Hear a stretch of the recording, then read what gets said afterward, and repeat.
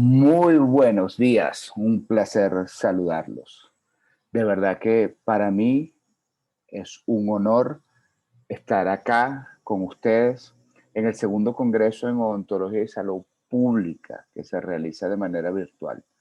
Agradecido por la invitación, le doy las gracias a todo el comité organizador de este prestigioso Congreso, en especial a mis grandes amigos, el doctor Fernando Rincón y al doctor Darío Sosa.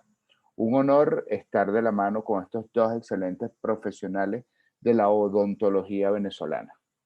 Ellos se acercaron a mí, me pidieron, para mí fue un honor que me hayan seleccionado como conferencista de este grandioso congreso. De verdad que muchísimas gracias por contar conmigo.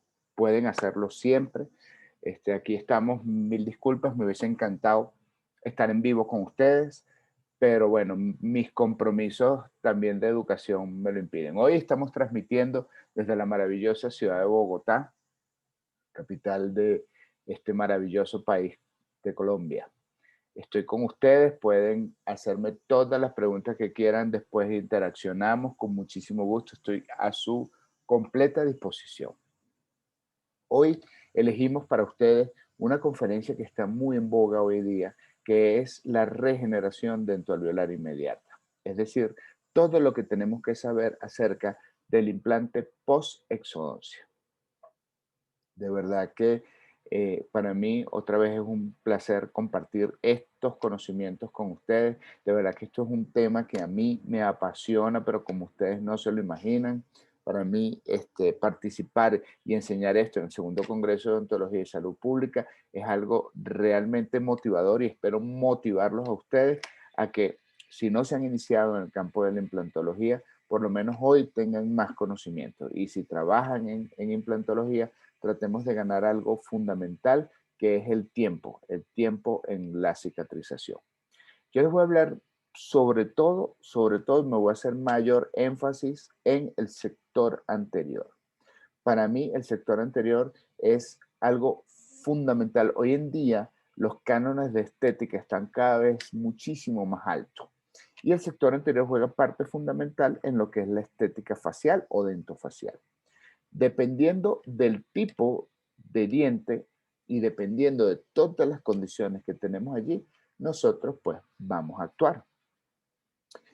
Nosotros cuando empezamos, recuerdo, yo soy exalumno de la Facultad de Odontología de la Universidad de los Andes. Siempre lo digo, me han pasado dos cosas maravillosas en mi vida.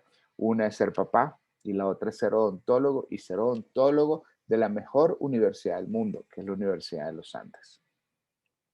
Cuando yo estudiaba allí en la universidad que vimos cirugía, cátedra que impartía el doctor, me dio clase el doctor Juan Malavera, me dieron clase muchas personas, pero él nos enseñaba cómo hacer la odontectomía o como le decíamos entonces, la exodoncia, ¿sí? Entonces, nosotros luego que realizábamos siempre una exodoncia, innegablemente innegablemente se iba a producir una reabsorción del alvéolo. O sea, es algo fisiológico que se produzca la reabsorción del alvéolo. Esa reabsorción del alvéolo se va a traducir en un defecto óseo, ¿verdad? Acompañado de hueso y mucosa. Ese defecto óseo se va a ver. Y ese defecto óseo, cuando se produce en el sector anterior y que nosotros vamos a rehabilitar ese paciente con un implante, pues nuestra restauración siempre va a quedar mucho más alta que nuestro diente homólogo por la cantidad de hueso y tejido que se ha perdido. Entonces, miremos un poquito qué nos dice la bibliografía con respecto a este tema. Nosotros desde 1986, por BEI, sabemos que la extracción dental traumática o atraumática da lugar a pérdida ósea alveolar tanto en altura como en anchura. ¿Ok? Esto es confirmado por Rosenberg en 1996. Nosotros cuando sacamos o hacemos la extracción o la odontectomía de una pieza dental, fisiológicamente se va a producir una pérdida ósea. A producirse una pérdida ósea, esa pérdida ósea va a dar lugar a una pérdida del contorno vestibular y por lo tanto una pérdida de estética en el sector anterior. Ari colaboradores, Artsy y colaboradores en el 2000 nos dicen que en el maxilar, es decir, en la región anterior del maxilar, se produce un 23% de esa reabsorción en los primeros 6 meses de la extracción dental y luego un 11% adicional en los siguientes años. Es decir, en el área anterior del maxilar, es decir, en la parte superior, estos procesos de reabsorción se van a llevar a cabo en una mayor medida. Schwab en el 2003 nos dice que hay un compromiso del 50% del ancho vestíbulo palatino en el primer año post-extracción. Entonces, imagínense esto. Tenemos una pérdida ósea de 50% en el área anterior del maxilar. Esto es significativo para nosotros los que hacemos implantología y rehabilitación oral en el sector anterior. La estética para nosotros juega parte fundamental en todos los tratamientos que hoy realizamos. En otro artículo, en otra literatura que revisamos que me gustó mucho, del doctor Daniel Jiménez y otros, en el 2003, ellos dicen que el volumen óseo se va reduciendo tanto en altura como en anchura, sobre todo durante las primeras 8 semanas. Es decir, los primeros 2 meses son críticos luego de una extracción dental. Y esta pérdida ósea que se produce, esta reabsorción que se produce, va a ser más marcada en la parte bucal. Es decir, a nivel vestibular, la reabsorción va a ser en mayor grado. Es decir, lo primero que se va a perder en el sector anterior luego de una extracción es la tabla ósea vestibular. Es lo primero que se pierde. Se pierde por 2 buenas razones. Principalmente, las tablas vestibulares son sumamente delgadas.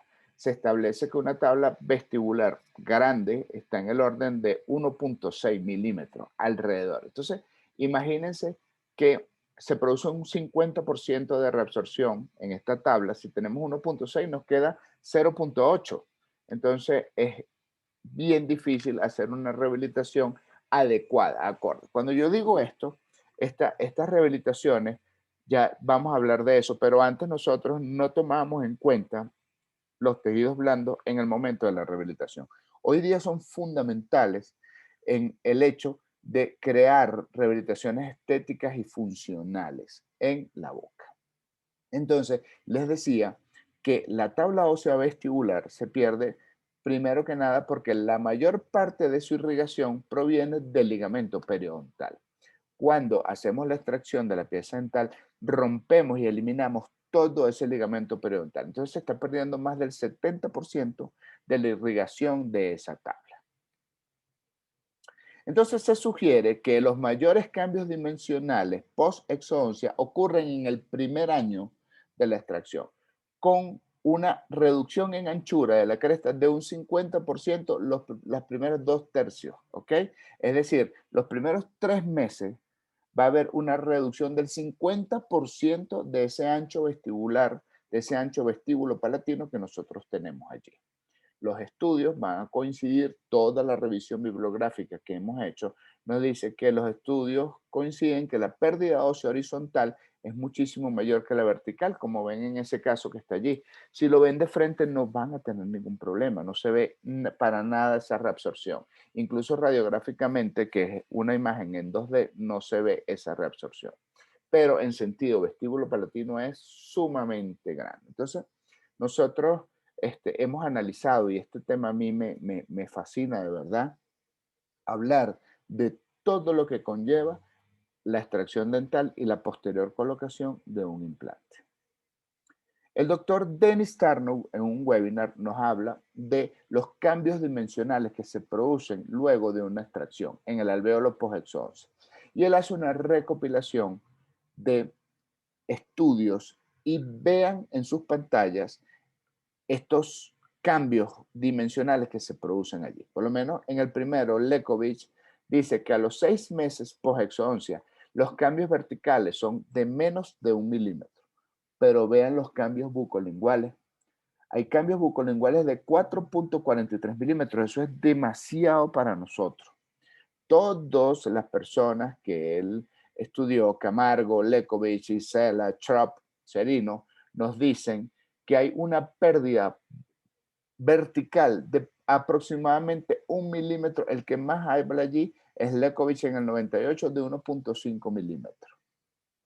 Pero vean los cambios dimensionales que se producen bucolingualmente. De verdad que son exagerados. Hasta se habla de 5,9 milímetros a los 12 años. Imagínense, son 6 milímetros de pérdida ósea allí. Entonces, el doctor Dennis Tarnow nos habla de cómo solucionar o cómo evitar esta pérdida ósea de la que se ha venido hablando desde hace mucho tiempo. Porque si nosotros vamos a la bibliografía de antes, y estoy hablando de la bibliografía de antes de 2008 hacia atrás, donde el principal implante que se colocaba era el implante de conexión hexagonal interna. Es el implante que más se ha usado a nivel mundial. Y hay muchísimos estudios que decían que era normal, completamente normal, una pérdida ósea de, disculpen, disculpen, aló, aló, sí, buenas.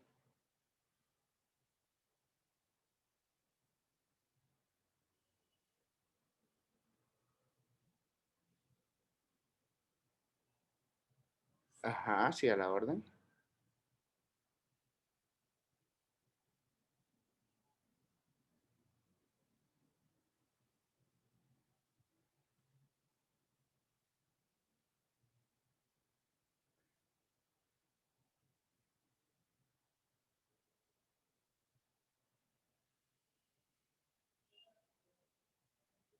Ella está ahorita en clase porque nosotros vinimos a un curso. Si usted la puede llamar al mediodía, con muchísimo gusto le dará toda la información que usted necesite.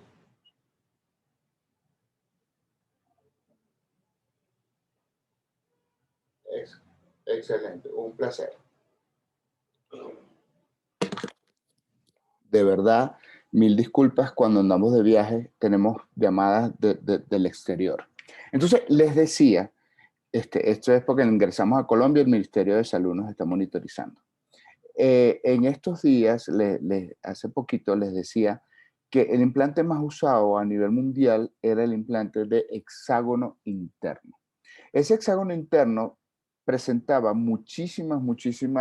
este, muchos artículos hablaban de la pérdida ósea postcarga al año, es decir, todos los implantes, era normal que todos los implantes postcarga al año presentaran una pérdida ósea de 0,7, 1 milímetro al año hasta que se estabilizaba todo. Eso producía problemas estéticos. Les explico. Por ejemplo, si nosotros tenemos una tabla, póngase, de 2 milímetros, una tabla vestibular de 2 milímetros al año, se perdía 50% con la extracción, ¿sí? Es decir, la tabla nos quedaba de 1 milímetro. Allí colocábamos un implante y era normal 1 milímetro de pérdida al año. ¿Qué nos iba a quedar al año? No nos iba a quedar nada, no nos iba a quedar ninguna tabla vestibular allí y se iba a transparentar el implante. Entonces, ahí venían todas las sombras grises a nivel de todo lo que es el fenotipo, de todos los tejidos periimplantares, todas las retracciones que se producían, toda la visualización de rosca, ¿ok? Entonces, era problemático eso. Entonces, nosotros, para compensar esa pérdida ósea, Dennis Tarnow nos enseña, para mí la implantología siempre se divide en tres grandes personas. El doctor Brannemer, que fue quien inventó la oseointegración, el doctor Carl Misch, quien fue el padre de la implantología moderna, y en este momento Dennis Tarnow es una de las personas que más sabe y que más escribe de los implantes. Él tuve la oportunidad de conocerlo acá, por cierto, en Colombia, en un congreso del Colegio Odontológico, donde de verdad nos impartió todo parte de lo que les voy a hablar yo hoy acá.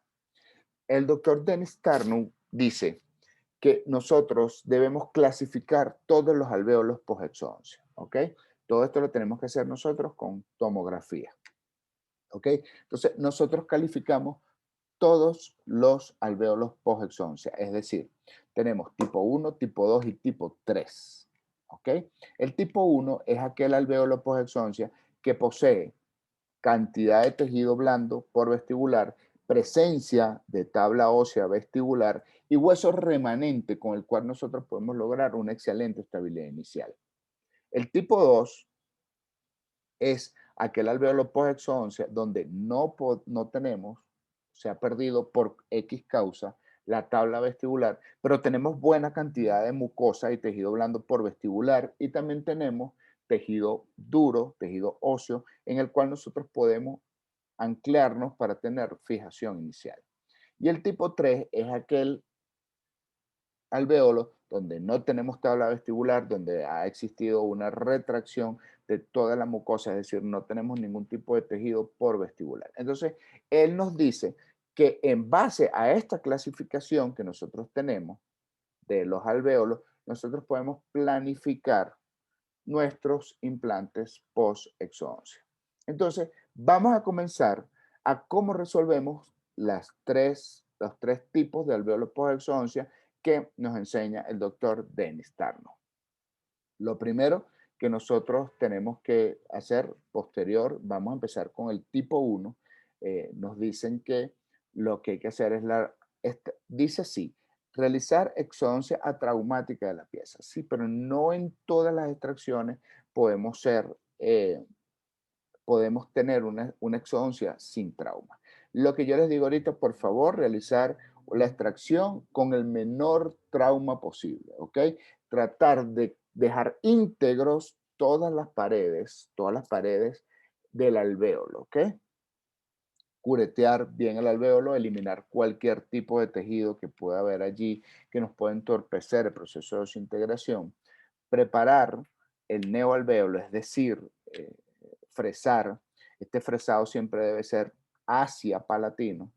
Colocar un implante en una excelente posición y hacer la provisionalización. Esto es lo que nos dice él, ¿ok? Y esto nos va a garantizar disminuir casi al 100% la pérdida ósea vestibular que siempre se producía en todas las extracciones.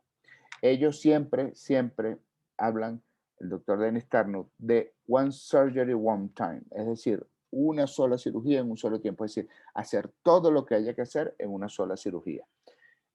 Para nosotros, tenemos un artículo aquí que sale donde clasifica la posición de los dientes anteriores con relación a la tabla ósea vestibular. Entonces tenemos clase 1, clase 2, clase 3 y clase 4. Para nosotros nos encantaría que todos los implantes post-exodoncia que nosotros hagamos son clase 3 o sean clase 3. Eso sería lo ideal para nosotros. Pero si ustedes supieran que ese clase 3 es el menor porcentaje que existe. Es más, tiene aproximadamente entre un 4 y un 10% de prevalencia esa clase 3. Hay, aunque ustedes no lo crean, la clase 4 es la que más existe.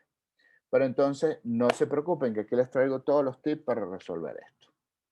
Seguimos viendo bibliografía y en el congreso del 2013 del International Congress of Oral Implantology en la ciudad de Las Vegas, tuvimos la oportunidad de escuchar al doctor Jaime Lozada, donde nos decía que la tabla ósea vestibular varía de 1.6 a 3 milímetros y que luego de la extracción la reabsorción era del 50%. Entonces, imagínense, por ejemplo, una tabla ósea vestibular de 1.6. ¿Sí? Perdíamos con la extracción el 50%, nos quedaba en 0.8. Y luego había una pérdida ósea alrededor del implante normal de 1 milímetro. Epa, no nos quedaba nada. Teníamos que inventarnos o tendríamos que hacer una regeneración allí, aumentar el tamaño de la tabla ósea vestibular, que ya les voy a hablar de eso, para corregir y compensar eso. Él decía también que esa reabsorción se iba a producir, siempre se iba a producir y que era mayor en la tabla vestibular por las razones de las cuales acabo de explicar. Él decía que cada vez que hacíamos una extracción debíamos colocar un implante. y que ese gap que quedaba luego de colocar el implante se debía rellenar, ¿ok? Y que con esto esa reabsorción iba a disminuir, iba a estar en el orden de los 0,26 a 0,40 milímetros, ¿ok?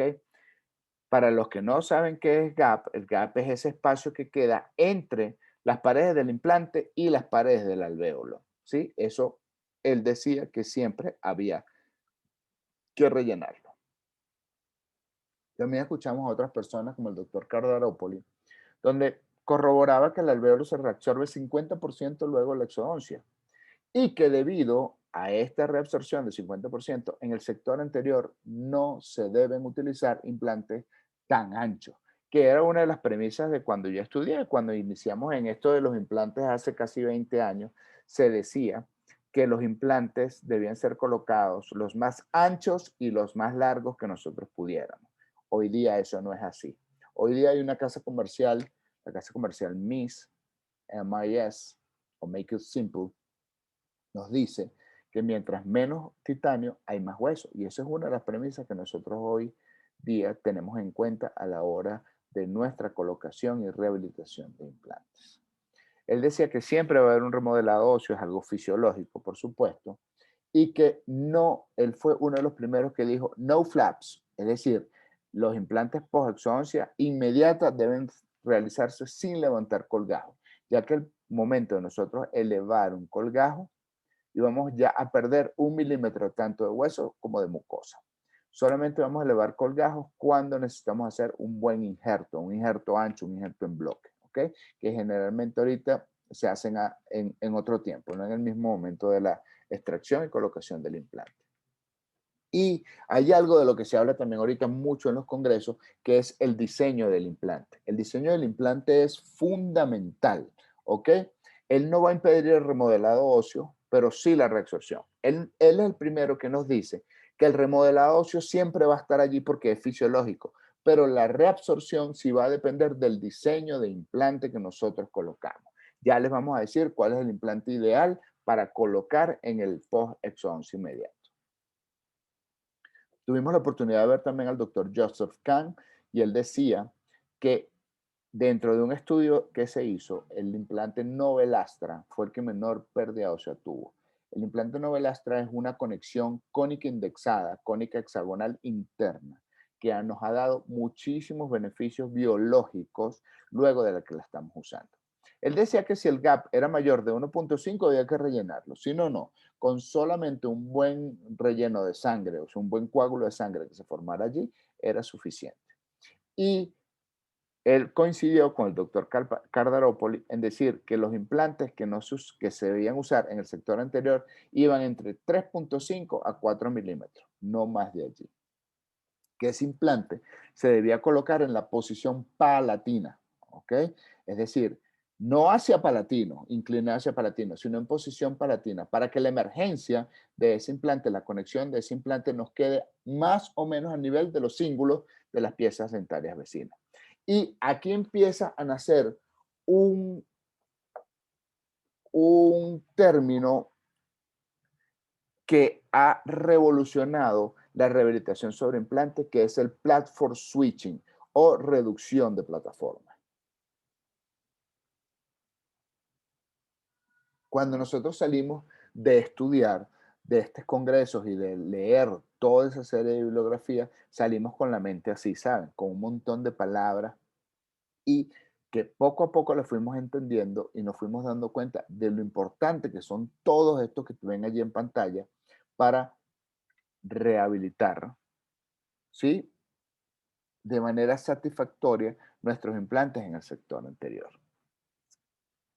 Lo primero, lo primero que nosotros debemos hacer es, luego de la extracción, lo primero, y esto es un concepto de verdad, es hacer la extracción lo más atraumática posible, es decir, hacer una extracción limpia, sin trauma, tratando de dejar todas las paredes del alvéolo íntegras e intactas. Y lo segundo era colocar correctamente ese implante, ¿ok? Ubicarlo tridimensionalmente de la mejor manera posible y tomar en cuenta la posición mesiodistal, la posición vestíbulo-lingual, el posicionamiento axial que va a depender única y exclusivamente de la conexión del implante y la angulación. Nosotros debemos ubicar de la mejor manera posible nuestro implante. Nosotros sabemos que la distancia mínima a conservar entre diente e implante es de 1.5 milímetros. A mí me gustan 2 milímetros, ¿ok? Entonces, se los recomiendo. Mesiodistalmente, la ubicación ideal de un implante es que debe respetar 2 milímetros entre las paredes del implante y la pieza dentaria vecina. Mínimo 2 milímetros. Si nosotros no respetamos eso y colocamos menos de 2 milímetros allí, vamos a producir una reabsorción ósea. ¿Ok? Entonces eso es fundamental. Tener 2 milímetros entre las paredes del implante y el diente vecino y entre implante e implante 3 milímetros. ¿Ok? Debemos respetar esa medida. En sentido vestíbulo lingual, antes se decía que debíamos dejar por lo menos 1 milímetro de tabla de hueso hacia vestibular. Yo les digo hoy día que no, que lo ideal es dejar de 2 a 3 milímetros hacia vestibular y que el implante debe tener esa posición hacia palatino, así como la tenemos allí, así como están viendo ahorita en imagen este implante. Que el implante nos quede ubicado más o menos a nivel de los cíngulos de las piezas dentarias vecinas. Eso es fundamental. ¿Para qué? Para que luego nos queden estos perfiles de emergencia así como está aquí. Que no alteremos, vean en este caso, no tenemos alteración de el contorno vestibular, no se ve reabsorción allí. Entonces, esto es más o menos lo que debe ser de manera ideal la ubicación tridimensional del implante. Lo que les acabo de hablar de las medidas de 2 milímetros entre implante y diente, 3 a 4 milímetros entre implante y implante. Dejar siempre 2 milímetros a 3 milímetros de margen de seguridad entre el implante y la estructura anatómica de importancia que tenemos allí. Y 7 milímetros de forma interoclusal, o sea, de capacidad para nuestra restauración. Y algo sumamente importante que ha sido ahorita tema de discusión es dejar 5 milímetros desde la cresta hasta el punto de contacto. Deben haber 5 milímetros para que nos garantice el 98% de presencia de papila allí. En el sector anterior, esta medida es fundamental. Debe existir 5 milímetros exactamente entre la cresta ósea, ¿sí?, donde está colocado el implante, al punto de contacto. Para que los estudios nos dicen que si nosotros cumplimos con estas medidas, nos va a garantizar el 98% de presencia de papila allí. Porque, como les digo yo siempre, ¿de qué nos vale a nosotros hacer una rehabilitación excelente, una rehabilitación súper espectacular? ¿Ok? Por ejemplo, una rehabilitación en disilicato de litio, una cerámica inyectada, una cerámica gravable. ¿Ok? Si no tenemos un buen entorno blando, una buena encía rosada, papila, cénita en posición, entonces no vamos a tener nada. No va a dar todo eso. Con respecto a la posición axial, antes los implantes hexagonales internos se decía que debían colocarse a ras de la cresta ósea, bone level, a nivel del hueso. Luego, con estos artículos donde vimos que había una pérdida ósea poscarga al año de 1 milímetro, 0,7, 1 milímetro al año, entonces se decidió dejar estos implantes de hexágono interno 1 milímetro sumergidos para compensar esa pérdida ósea que iba a tener allí. Hoy día podemos sumergir los implantes de conexión cónica, que son los que de verdad se deben utilizar en el sector anterior, de aproximadamente dejarlos sumergidos 3 milímetros. Todo esto va a depender de la cantidad de mucosa que nosotros tengamos y del tipo de conexión, como les estoy diciendo, de los implantes. Esto nos va a garantizar permanencia de tablas óseas vestibulares y palatinas en buena cantidad y calidad. Es decir, nosotros vamos a evitar y minimizar esta reabsorción ósea que se producía. Entonces, como les vengo diciendo, Solamente vamos a lograr un éxito estético cuando pensemos en la estética implantológica como un trinomio, es decir, el implante, la rehabilitación y el tejido blando que está alrededor de esa rehabilitación. ¿Ok? Antes no tomábamos en cuenta mucho esto y hablar de espacio biológico hoy día de tejidos de inserción supracrestal era algo como que no importaba ni interesaba mucho. Entonces, nosotros hoy día, todos los esfuerzos que nosotros hacemos, los hacemos para que entendamos que una extracción en el área estética principalmente necesita ser planificada como una medida preparatoria para la instalación inmediata o futura de un implante. Sí, es decir, todos nuestros esfuerzos deben ir dirigidos a que inmediatamente que hagamos la extracción de una pieza dental, coloquemos un implante. Todos los esfuerzos, nosotros incluso hemos hecho hasta tratamientos de conducto, endodoncias allí, para que este, se coloque inmediatamente luego de la extracción un implante. Todo esto que les vengo hablando es en aras de conservar, preservar y mantener a largo plazo la estética de la zona dual. ¿Qué es la zona dual? Es la interfase que existe entre el implante y la rehabilitación. ¿Y que hay allí? Tejido blando. Entonces, a veces colocamos un implante que está perfectamente desintegrado con una buena rehabilitación, pero hay pérdida de este contorno vestibular y se ve como especie de una sombra. Entonces, todos los tips y todo lo que les estoy enseñando acá es en aras de preservar esa zona dual, ¿ok? Y esa zona dual les voy a conversar cómo vamos a hacer para mantenerla y que perdure en el tiempo.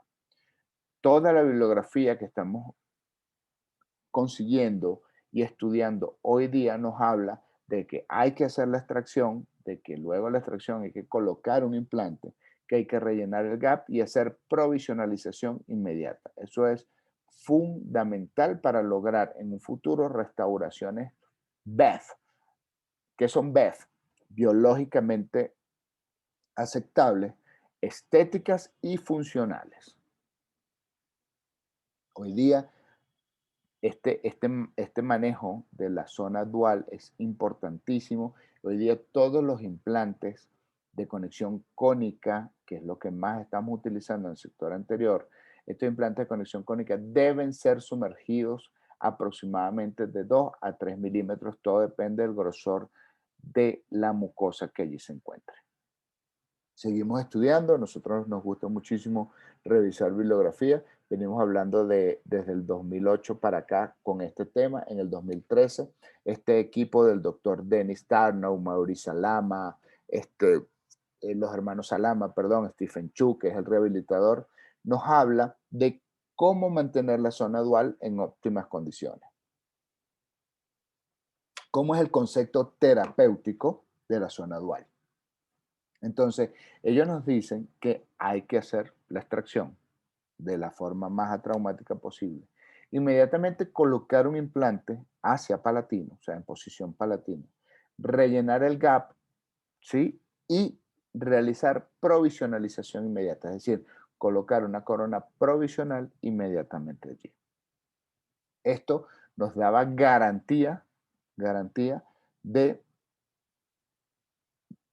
preservar ese alvéolo, de disminuir al mínimo esa reabsorción ósea que se daba, compensar esa remodelación y obtener unos buenos perfiles de emergencia, unas buenas nivelaciones de CENIC con unas rehabilitaciones sobre implantes de forma estética y muy natural. Existen muchísimos artículos ahorita que tú puedes consultarlos, ¿sí? Y algo que a mí me gustó muchísimo de este artículo, que analizaba muchísimas formas de relleno del gap, muchísimos tipos de injertos de relleno del gap. Y al final concluye que el gap hay que rellenarlo, mida cuanto mida. ¿Con qué lo vamos a rellenar? Con lo que tú quieras, pero rellénalo. ¿Sí? Eso era fundamental. Entonces, después de nosotros leer este artículo, empezamos a decir, bueno, pero es que no puede ser lo mismo rellenarlo con lo que uno quiera. ¿Sí? ¿Con qué lo rellenamos? Entonces, nosotros decidimos seguir estudiando y ver en la literatura. Y conseguimos este artículo del doctor José Carlos Martín da Rosa, donde coincide con el grupo de Dennis Tarnow y los hermanos Salama en que hay que hacer extracción, hay que colocar un implante luego de la extracción, hay que provisionalizar inmediatamente y rellenar el gap. Y ellos decían que el mejor injerto que ellos tenían para rellenar el gap era el obtenido, era un autólogo obtenido de la tuberosidad del maxilar. Este injerto nos dice que tiene 50 y 50, es decir, 50 de cortical y 50 esponjoso, y por eso era tan bueno y era muy similar al que se encontraba, al hueso de 3 que se encuentra en la zona anterior del maxilar. Otros artículos nos hablan no solamente de todo lo que hemos dicho, sino del tamaño que debe tener el gap para rellenarlo. ¿Okay? Este artículo nos habla también del que el mejor gap para rellenar es el gap que mide 2 milímetros. Entonces, ellos dicen que es muy fácil porque si usted tiene un alvéolo que mide 6 milímetros de ancho, pues puede colocar un implante de 4 para que el gap le quede de 2 milímetros y así poder rellenarlo. Con todo esto que le estoy diciendo, la idea es minimizar la pérdida ósea vestibular, disminuir al máximo esa remodelación que se da allí y preservar y mantener siempre el contorno vestibular para que nuestras rehabilitaciones queden muchísimo mejor. Este artículo también nos habla de algo sumamente importante, que es que en el momento de la provisionalización, el provisional debe tener una forma específica. Es decir, ese provisional debemos hacerlo con una superficie cóncava, ¿ok? Que es donde va a estar allí la mucosa. Nosotros, en base al provisional, vamos a dirigir la cicatrización de los tejidos blandos de ese alvéolo. Entonces, nosotros debemos crear una superficie de apoyo mucoso, como la he llamado yo, SAM, de manera armónica, porque ella es la que nos va a crear los perfiles de emergencia futuros. Esta, esta superficie debe ser completamente lisa y pulida, ¿ok? Por eso nuestros provisionales son de resina. Nuestro provisional individual lo hacemos de resina de fotocurado, ¿ok? Porque es el material que nosotros podemos pulir de manera perfecta allí. Entonces, y la forma debe ser cóncava, ¿ok? A la encía, a la mucosa le gustan las concavidades, ¿ok? Entonces, este artículo nos dice eso, pues, que hay que colocar un implante que no sea tan ancho, ¿sí? Un implante corto, rellenar ese gap, y el provisional debe tener esta forma, ¿ok? Para nosotros lograr en un futuro obtener estos perfiles de emergencia, que son, si ustedes lo ven, esto es hermoso, de verdad que el color de la mucosa, el color, el epitelio que se ve allí, todas las fibras, eso es espectacular. Esto nos va a garantizar la longevidad de nuestras restauraciones. Una cosa que para mí es fundamental ahora es, como le digo a todos mis alumnos, a los alumnos que asisten al diplomado de implante de la sociedad, a los cursos que damos por todo el mundo. Como le digo, ahorita estamos de gira por Colombia, tenemos cursos en Bogotá y Medellín de esto, de esto que estamos hablando. Y la idea no es solamente hacer restauraciones estéticas, porque ese es el reto de hoy día, o era el reto de ayer. El reto de hoy es que duren y perduren en el tiempo. Hay muchas cosas, muchos artículos también que se han sacado. A mí me encanta este del doctor Stephen Chu, donde nos habla de las pruebas que ellos hicieron de cómo preservar los tejidos blandos y los tejidos duros alrededor de un implante post-exodoncia. Ellos establecieron 4 grupos. Vean. El primer grupo se hacía la extracción y se colocaba el implante. El segundo grupo se hacía la extracción, se colocaba el implante y se provisionalizaba. El tercer grupo se colocaba el implante, se rellenaba el gap. Y el cuarto grupo se hacía de todo, es decir, se hacía la extracción, se colocaba el implante, se rellenaba el gap y se provisionalizaba. Entonces, vean los resultados. Los resultados nos dicen que a nivel de los tejidos blandos, el grupo 1 fue el que mayor cambio dimensional tuvo en comparación con el número 4, que tuvo 0.3, vean, 0.3 milímetros de cambio dimensional. Oye, eso es para nosotros muchísima ventaja. Y miren, a nivel de tejidos duros, hubo una pérdida en el primer grupo de 1, en el segundo grupo de 0,8, en el tercer grupo de 0,2 y en el cuarto grupo de 0,1. Es decir, ¿qué es lo ideal en este momento y qué es lo que nos explica este artículo? Que nosotros debemos hacer la extracción, colocar el implante, rellenar el gap y rehabilitar provisionalmente esto. Volviendo al tratamiento del gap, ¿ok? Para el manejo de la zona dual, nosotros todas las cirugías, tanto de primera como de segunda fase, las hacemos con concentrados plaquetarios. De verdad que para nosotros el uso de los concentrados plaquetarios es fundamental en todas las cirugías odontológicas. El PRF y los factores de crecimiento que nosotros encontramos allí nos son de una ayuda increíble al momento de hacer los implantes post-exoncia inmediata. Nosotros podemos elaborar, colocar nuestros coágulos de fibrina, colocarlos en nuestro conformador y hacer membranas, como las que están viendo ahorita. Nos gusta hacer muchísimos plugs. Estos plugs son ideales para colocarlos en el neoalvéolo antes de colocar el implante. Este artículo nos habla de que nosotros colocando un plug de fibrina en el alvéolo o en el neoalvéolo previo a la colocación del implante, este nos va a mejorar la estabilidad inicial. ¿Ok? Es decir, nos va a aumentar el torque de inserción, el torque quirúrgico de inserción nos los va a mejorar. Y de verdad que esta condición es fundamental para nosotros poder hacer provisionalización o carga inmediata. Si no tenemos un buen torque de inserción, no podemos provisionalizar. Entonces, la fibrina es fundamental para aumentar la estabilidad inicial. Luego de colocado el implante, nosotros debemos rellenar el gap. ¿Con qué lo rellenamos? Les voy a explicar cuál es mi injerto ideal.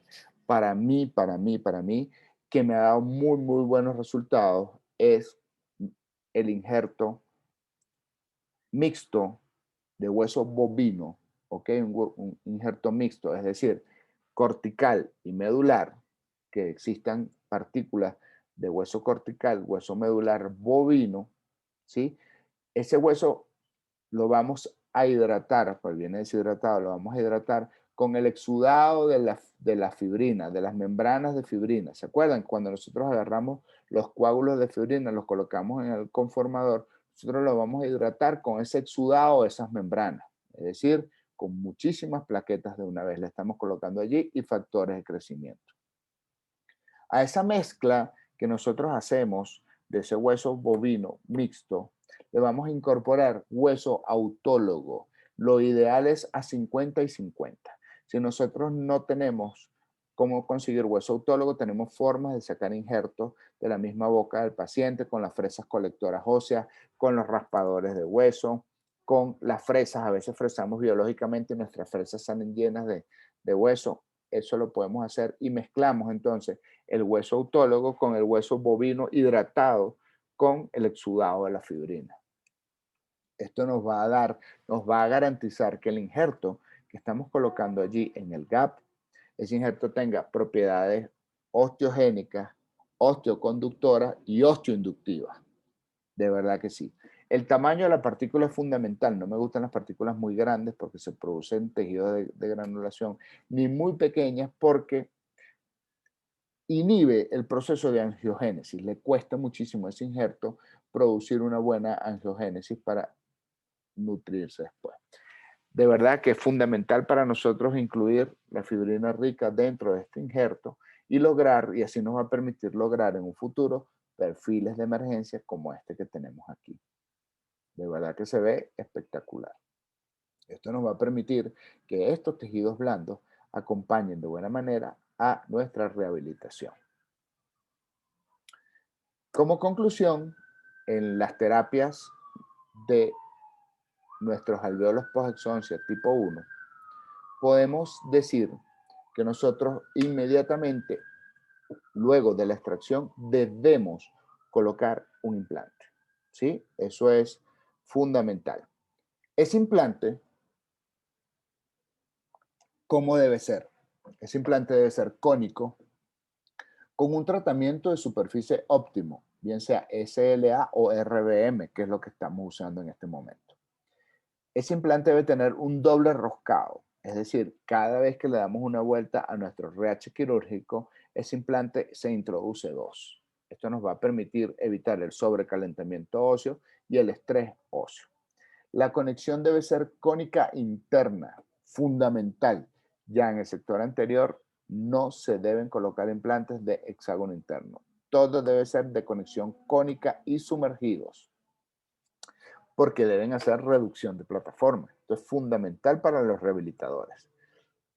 Y no usar diámetros de más de 4 milímetros.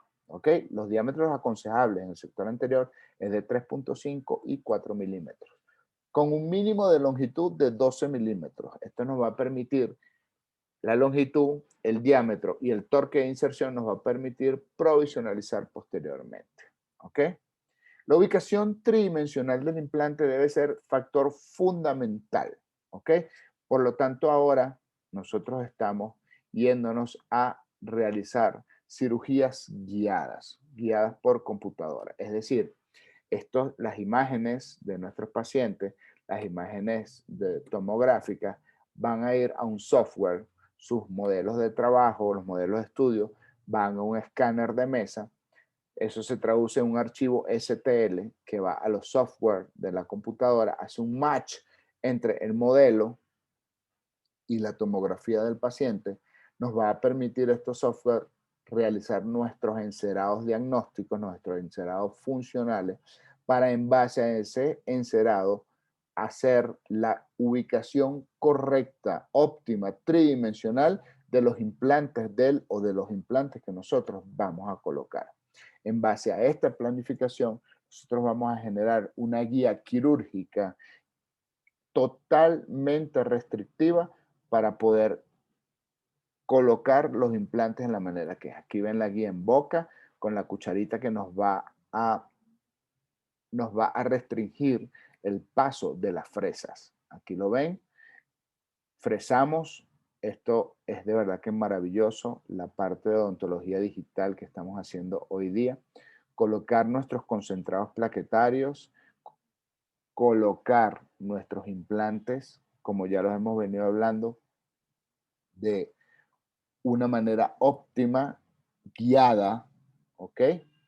Entonces allí tenemos nuestros dos implantes guiados. Entonces la posición es la ideal.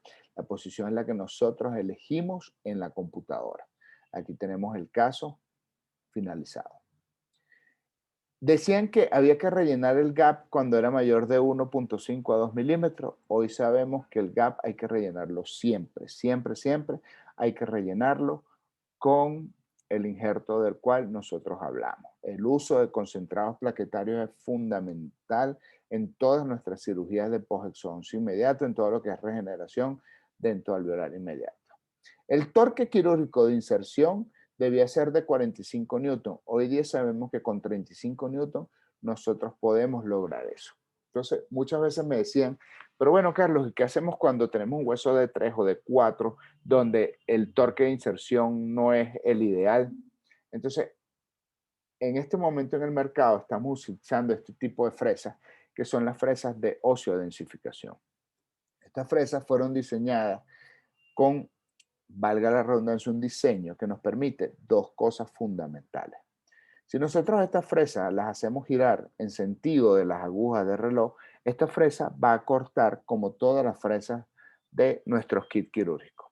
Pero si la hacemos girar en sentido contrario a las agujas del reloj, la fresa va a densificar, es decir, va a compactar el hueso que nosotros tenemos. Entonces, esta fresa nos va a ayudar a mejorar la calidad ósea. El estado del lecho del huésped nos lo va a mejorar y vamos a trabajar en un hueso mucho más duro, mucho más firme, que nos va a permitir tener una buena estabilidad inicial. Decía que siempre había que hacer carga inmediata. No, ahora hay que realizar provisionalización inmediata. Hay que hacer un buen provisional. Nosotros, como les dije, lo hacemos en resina, ya van a ver cómo. Hacemos en resina y nos permite pulirlo y darle la forma de la que ya hablamos, dar esa superficie de apoyo mucoso de la mejor manera posible. Luego se decía que no podíamos tocar la restauración luego de 2 a 3 meses. Ya está comprobado científicamente que no son 2 o 3 meses, sino 16 semanas. ¿Ok? Nosotros los provisionales los hacemos con la ayuda de los abandmen provisionales, los colocamos allí con una resina autoadherida, una resina de buena calidad. Nosotros empezamos a trabajar y hacemos nuestros provisionales dándole la forma ideal, ¿ok? Es decir, esa superficie de apoyo mucosa debe ser cóncava, perdón, y debe estar bien lisa y pulida. Y allí de verdad, yo todo lo trabajo, puedes trabajar con acrílico, el acrílico cuesta un poquito más de pulirlo, a nosotros nos gusta hacerlo con resina fluida. Esta superficie, por supuesto, completamente lisa y pulida y así nos va a quedar el provisional, ¿ok? ¿Por qué? Porque en esta zona, en la superficie de apoyo mucoso, es la zona que va a hacer contacto con los tejidos blandos de la rehabilitación. Esta es la forma que deben tener todos nuestros provisionales de ahora en adelante cada vez que colocamos un implante en el sector anterior. Esto nos va a permitir obtener este tipo de perfiles de emergencia, ¿ok? De esta forma para que nuestras rehabilitaciones queden muchísimo, muchísimo mejor. Y les decía, les hablaba que ese injerto se estabiliza en 16 semanas. Por eso la restauración no se debe quitar ni tocar, sino hasta las 16 semanas. Por eso es que nuestros provisionales deben quedar hermosos. Y hoy día la literatura nos apunta que hay que hacer injertos de tejido conectivo, porque la remodelación ósea, quieras o no, fisiológica siempre se va a dar. Entonces, compensamos ese contorno vestibular con la realización de un tejido, con un injerto de tejido conectivo. Desde el 2017 estamos hablando de esto, estamos haciendo este tipo de injertos y bueno, con el instrumental ideal y la pericia que debemos adquirir, nosotros debemos hacer este tipo de injertos, sobre todo en el sector anterior. La bibliografía nos exige también realizar injertos luego de cada colocación de implante. Esto nos va a mejorar de una manera increíble nuestra estética rosa. Dentro de las conclusiones también estaba la impresión. Nosotros debemos tomar impresión con un material excelente, con silicona liviana, pero debemos copiar también y aprender a copiar nuestro perfil de emergencia. Para eso, todas mis conferencias están basadas en apoyo bibliográfico, en apoyo científico, es copiar el perfil de emergencia. ¿Quién creó el perfil de emergencia que tenemos en Boca allí? Pues lo creó el provisional. Entonces, ese provisional debemos copiarlo. Nosotros tomamos silicona, la colocamos en un vasito de Apen, colocamos nuestro provisional, lo conectamos a un análogo, lo colocamos allí, retiramos cuando la silicona polimerice, retiramos nuestro provisional y vean que queda allí. Allí queda la forma fiel, exacta y perfecta de el perfil de emergencia. Colocamos un poste de transferencia y vamos colocando resina flow poco a poco en finas capas, vamos fotocurando hasta que logramos personalizar nuestro transfer, ¿ok? Logramos personalificar el transfer y copiar de manera perfecta, aquí lo ven, nuestros perfiles de emergencia. Aquí tenemos el transfer personalizado en boca. Aquí tenemos otro caso clínico, transfer personalizado en boca. Y así vean cómo nos mantiene, incluso en la toma de impresión estamos conservando los tejidos blandos en posición. Para la restauración, siempre les digo, por favor, no utilicen UCLAS o UCLAS totalmente calcinables. No debemos tener una conexión entre el titanio y otro tipo de material. Siempre tratemos que sea titanio, titanio, y el éxito de este tipo de restauraciones que estamos haciendo hoy día son los pilares híbridos.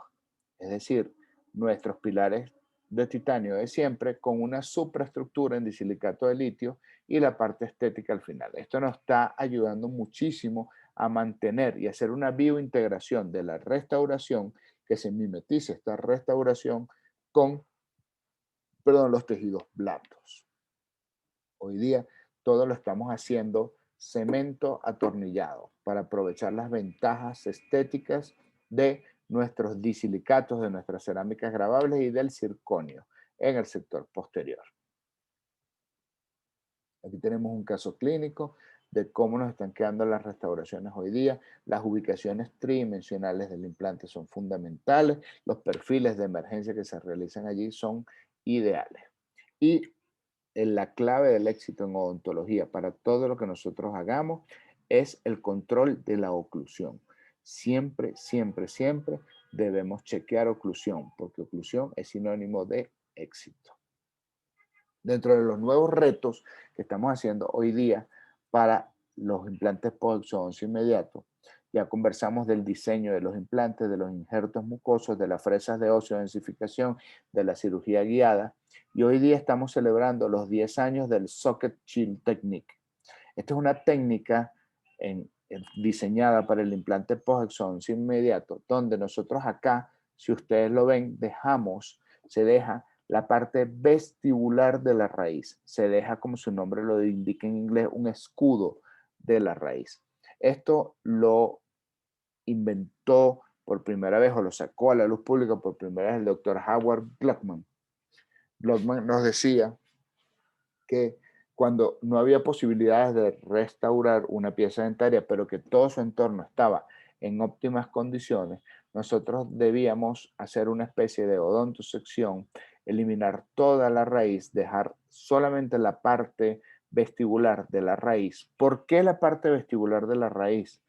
Para no dañar el ligamento periodontal, que es el que nutre a mi tabla vestibular. ¿Ok? Entonces, colocar el implante hacia palatino y ese gap que queda, ese pedacito de raíz y el implante nunca se deben tocar, debe haber un gap allí. Ese gap se debe rellenar, se debe colocar un buen provisional y vean los perfiles de emergencia que se obtienen.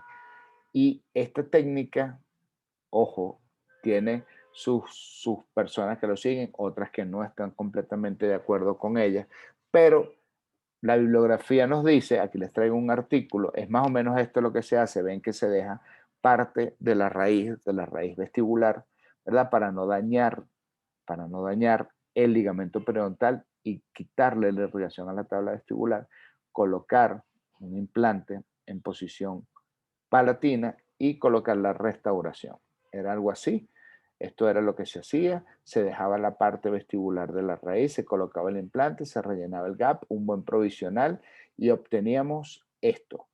Disminuíamos a cero lo que es el contorno, la reabsorción y la remodelación que se producía en el contorno vestibular. Vean que la reabsorción era nula, completamente nula. Y aquí tienen la secuencia radiográfica de cómo se hacía. Aquí está cómo se hace todo el paso a paso del Socket Chill Technique. De coronar, preparar la raíz, hacer una odontosección mesiodistal, eliminar la parte distal, esa uñita, por decirlo así, ese escudo que queda en vestibular, había también que limarlo, dejarlo a ciertos niveles de la encía, 1 milímetro por debajo de la cresta ósea vestibular, ¿ok? Colocar el implante sin que lo tocara y rellenar. Esto nos iba a permitir lograr, como les digo, estas restauraciones, estas rehabilitaciones maravillosas aquí, sin peligro de reabsorción, sin peligro de pérdida de contorno vestibular. Este artículo, vean, se los traje para que lo vean, y es la década de éxito. O sea, ellos tienen 100% de éxito utilizando Socket Chill Technique. Excelente. Yo no tengo muchísima experiencia en esta. He hecho varios, no les puedo decir que no, pero tengo una tasa, yo tengo una tasa de fracaso del 50%. Para mí eso no es significativo. Entonces he dejado de hacerlo y de seguir el protocolo que les acabo de explicar. Extracción, colocación del implante, relleno del gap, injerto de tejido conectivo y provisionalización inmediata con resina.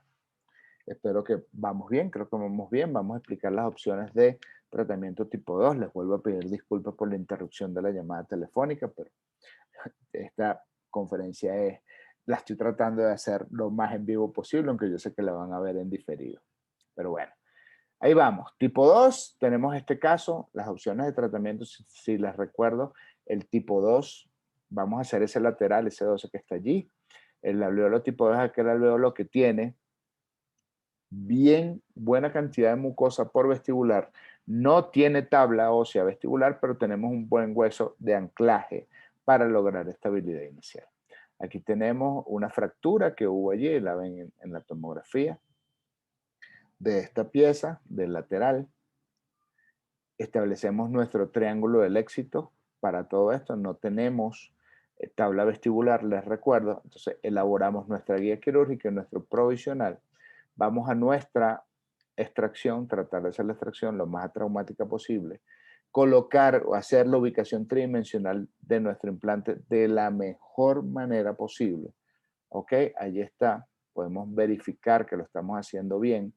Ahí tenemos el neoalvéolo preparado, ¿sí? En la posición ideal, que la posición ideal es más o menos que la emergencia esté al ras de los cíngulos de las piezas dentarias vecinas.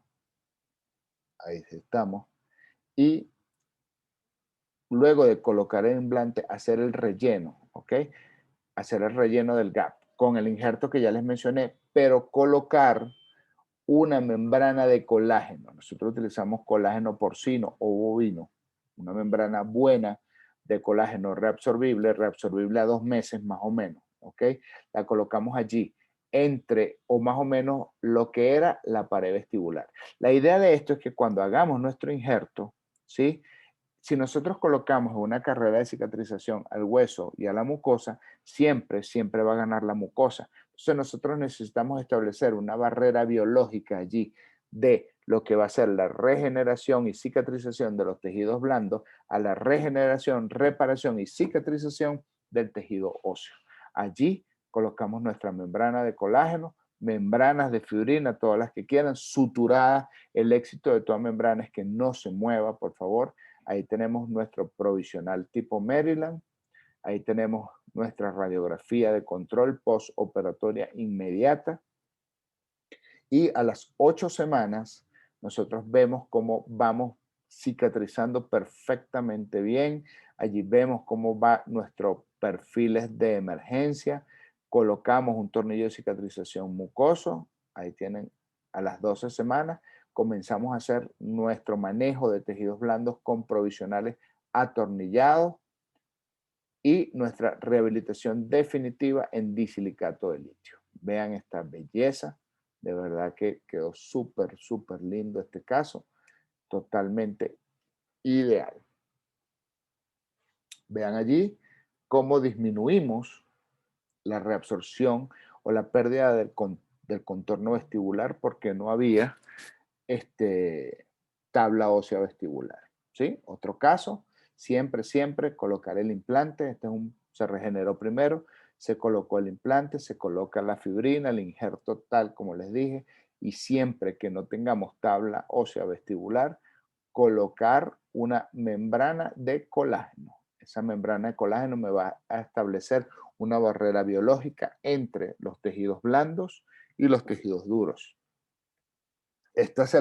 Esta conferencia se la prometí al doctor Fernando Rincón porque estuvimos en estos días compartiendo un curso y en el curso hablé solamente de las opciones de tratamiento tipo 1, solamente de los alveolos por opción tipo 1. Y él me dijo, ¿y el 2 y el 3? Vea para el Congreso. Vaya para el Congreso que en el Congreso lo voy a dar. Aquí tenemos este caso clínico, es unidad dentaria número 21 que se fracturó. Hay que hacer una extracción. Vean la fractura completamente mesiodistal. Allí se ve. Realizamos la extracción lo más atraumática posible. Comenzamos a preparar nuestro neoalvéolo. Colocamos nuestro implante con un torque quirúrgico de inserción de 40 newton. Vean el gap que tiene allí. Ahí tenemos el abutment provisional sobre el cual vamos a hacer nuestro provisional. Vea que le colocamos resina. Para nosotros es fundamental trabajar siempre con resina. Nuestra porción vestibular que colocamos allí, fotocuramos, y la colocación de nuestra membrana de colágeno como barrera para lograr una reparación completa de esa tabla ósea vestibular que falta. Ahí utilizamos este hueso bovino de la casa comercial Redencol en Colombia. Se llama Interos, es espectacular. Como les dije, mezclado con hueso autólogo y con hidratado con el exudado de las plaquetas. Ahí tenemos todo el relleno del gap. El provisional atornillado siempre. Nosotros tratamos de utilizar lo menos posible cementos en implantología.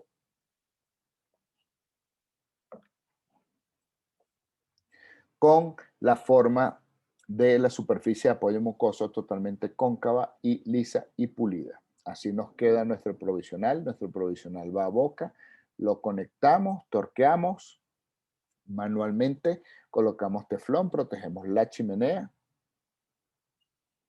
y sellamos con resina y lo dejamos así. ¿Cuánto tiempo lo dejamos así? 4 meses, es decir, 16 semanas para que ese injerto cicatrice y se estabilice. Al retirarlo logramos este tipo de perfil de emergencia bellísimo que nos va a permitir lograr una restauración definitiva de una manera ideal. Aquí estamos personalizando el transfer, como les dije, la toma de impresión con silicona por adición. Colocamos nuestro provisional, copiamos el perfil de emergencia, personalizamos el transfer con resina fluida. Aquí tenemos nuestro transfer personalizado. La copia o la transferencia, mejor dicho, de ese perfil de emergencia de boca a un modelo de trabajo se hace de esta manera. Ahí tenemos nuestra impresión, posicionamiento del análogo, toma de color y el laboratorio. Modelo de trabajo, nuestro batman, definitivo, una corona, cemento atornillada en disilicato de litio. Vean qué belleza. Esta es realizada por nuestro laboratorio en Barquisimeto, Venezuela. Artis, laboratorio dental, de la mano de la doctora Rosalía Garófalo. De verdad que parte de mi equipo de trabajo, me siento orgulloso de trabajar de su mano. Todos los casos clínicos nos quedan pero fenomenales, de verdad que el trabajo es excelente. Utilizar, de verdad que sí, materiales para la cementación, materiales buenos, no tiene precio, de verdad que sí. Yo solamente utilizo esta marca comercial, no me pagan, no está patrocinada por nadie, pero yo les digo desde el fondo de mi corazón que hay que usar material bueno para nuestro trabajo clínico. Luego de cementado fuera de boca, lo atornillamos adentro de boca, nuestro perfil de emergencia. Vean la belleza de nuestra restauración, cómo se mimetiza con nuestros tejidos blandos. Entonces tenemos una buena restauración con todos los parámetros clínicos que tenemos hoy día, un paciente feliz y que nos va a perdurar en el tiempo. Vean el caso clínico, el cenit a nivel, una restauración que tiene un buen punto cenit, que tiene papila mesial, que tiene papila distal y que no tiene pérdida, absolutamente ninguna pérdida de contorno vestibular. Opciones de tratamiento en los alvéolos frescos tipo 3, como les recuerdo, no tenía tabla vestibular, no tenía mucosa, aquí tenemos dos opciones. ¿Okay? La primera es regenerar toda la zona primero, hacer un buen injerto, una técnica de cure, un injerto en bloque, como ustedes quieran, pero hay que regenerar primero la zona. O manejar, como en este caso, que se perdió todo, hicieron un post-exoncia aquí, se quedó el implante allí en una muy mala posición, manejar tejidos blandos con cerámica. ¿Okay? Aquí tenemos la eliminación de esta restauración, faltaban 2 piezas, colocaron un solo implante, no es pecado, como dice el doctor Fernando Rincón. Gran saludo a mi amigo Fernando Rincón y a Darío Sosa. Éxitos en todo lo que hagan. De verdad que excelente congreso, excelentes los expositores que tienen. En este caso, tenemos un implante en mal posición y lo que hicimos fue tratar de tallar, hacer una mejor sonrisa completa y esa parte de allí, vean cómo está deprimida. La paciente había pasado por muchas cirugías porque esto fue un accidente de tránsito. Ella no quería hacer más cirugía porque hubiese sido ideal explantar ese implante, regenerar tanto con tejidos blandos como con tejidos duros, pero ella no quiso. Entonces manejamos esta parte con cerámica rosada. ¿Ok? Hicimos este tipo de rehabilitación, implanto retenida con carillas en disilicato de litio y esta parte en metal cerámica, esta acá, los dos premolares en metal cerámica, con un manejo más o menos ideal de los tejidos blandos. Este caso tiene como 6 años, está funcionando perfectamente bien. De verdad que estamos muy contentos, la chica complacida porque es hermosa. Había tenido un accidente de tránsito, hicimos esta rehabilitación completa superior para devolver la estética y la belleza para todas. De verdad que quedó súper bien. Las fotos quedaron bellísimas, un buen manejo del color, un buen manejo de la textura, no se nota por ninguna parte. La salud periodontal, la salud de los tejidos alrededor de los dientes y la salud alrededor de los implantes quedó fenomenal y debemos tratar de que todos nuestros casos nos queden así. Nosotros debemos prender todos nuestros sentidos, activar nuestras Wi-Fi, nuestras redes y estar claros en atender de la mejor manera a nuestros pacientes. Todos hoy día estamos eh, enfocados en los tratamientos estéticos rehabilitadores. Por eso tenemos que conjugarnos, buscar a nuestros especialistas y tratar a todo caso de manera individual. ¿Ok? Entonces, espero que les haya gustado mi intervención. Vuelvo a pedir disculpas por la interrupción. De verdad que muchísimas gracias otra vez al comité organizador de este congreso. De verdad que estoy sumamente honrado de estar acá y de conversar de mi pasión, porque para mí los implantes son mi pasión, es lo que hago todos los días, ¿ok? Entonces, muchísimas gracias por todo, de verdad que un honor, estamos en contacto, yo les puedo responder todas las preguntas que tengan acerca de mi conferencia, por favor, espero que hayan tomado nota, aquí tienen todos mis contactos, me pueden escribir cuando quieran, de verdad que estoy a su completa disposición. Muchísimas gracias. Otra vez, gracias al comité organizador, en especial a mi amigo el doctor Fernando Rincón y al doctor Darío Sosa. Saludos a todos. Un gran abrazo a mi comunidad ulandina, orgulloso de ser de la Universidad de los Andes. Un placer, muchísimas gracias. Espero que les haya gustado y que les sea de utilidad en su práctica clínica. Un placer.